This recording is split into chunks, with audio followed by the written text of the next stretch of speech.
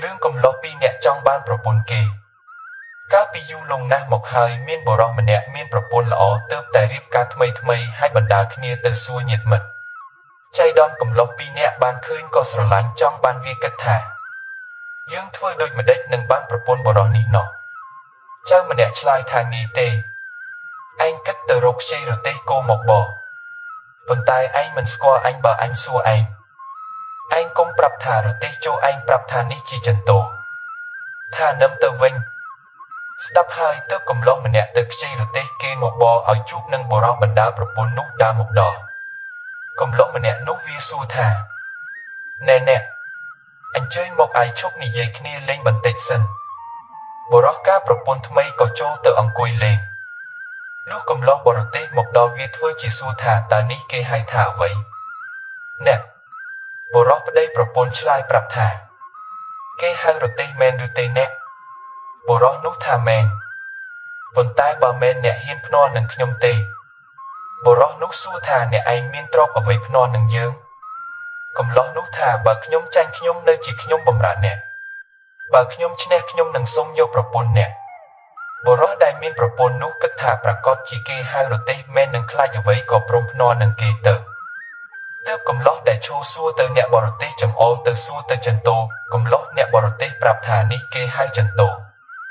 ចង្អុលសួរទៅនឹមថានេះគេហៅនឹមនេះគេហៅទុកនេះគេហៅទ្រានេះគេហៅប្រែក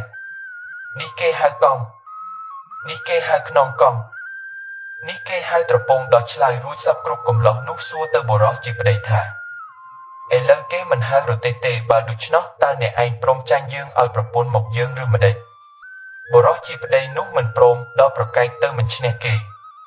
បុរសនោះមិនសុខចិត្តក៏ទៅប្តឹងចៅក្រមឲ្យទៅកោះចៅទាំងពីរនោះមកជំនុំកំឡោះទាំងពីរនាក់នោះវាសុកប៉ានចៅក្រមជាមុនដូច្នេះចៅក្រមក៏កាត់សេចក្តីថាបុរសមានប្រពន្ធចាញ់គេហើយត្រូវឲ្យប្រពន្ធទៅគេបុរសនោះខឹងណាស់ត្បិតគេយកប្រពន្ធទៅដើរផងយំផងដើរបន្តិចទៅប្រទះសុភាទន្សាយសួរថាហេតុអ្វីបានជាយំបងបុរសនោះប្រាប់តាមដំណើរសពគ្រប់សុភាទន្សាយថាបើដូច្នោះបងឯងកុំភ័យរកតែចេកមកឲ្យយើងស៊ីសិនយើងទៅជួយជំនុំឲ្យបានប្រពន្ធមកវិញបុរសនោះអរណាស់ខំទៅរកចេកមកឲ្យសុភាទន្សាយស៊ីចេករួចហើយដើរទៅជាមួយបុរសនោះទៅដល់សួរចៅក្រមថាលោកកាត់សេចក្តីចៅម៉ាន់នេះតើដូចម្ដេចខ្លះចៅក្រមឆ្លើយប្រាប់តាមដំណើរសពគ្រប់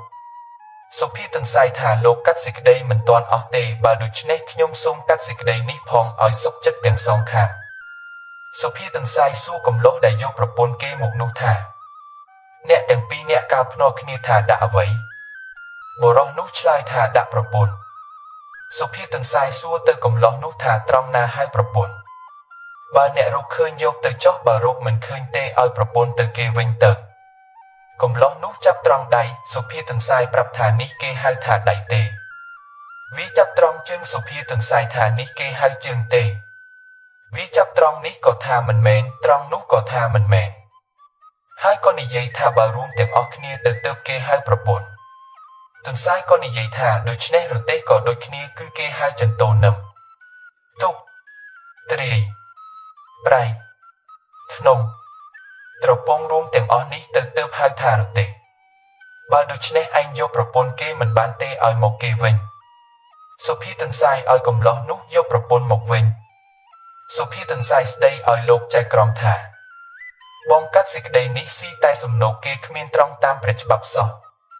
បុរសនោះបានប្រពន្ធមកវិញក៏អរណាស់លើកដៃសំពះសុភាទន្សាយថាលោកបងកាត់សេចក្តីនេះពេញហើយត្រង់ហើយរឿងកំឡោះពីរអ្នកចង់បានប្រពន្ធគេចប់ត្រឹមនេះ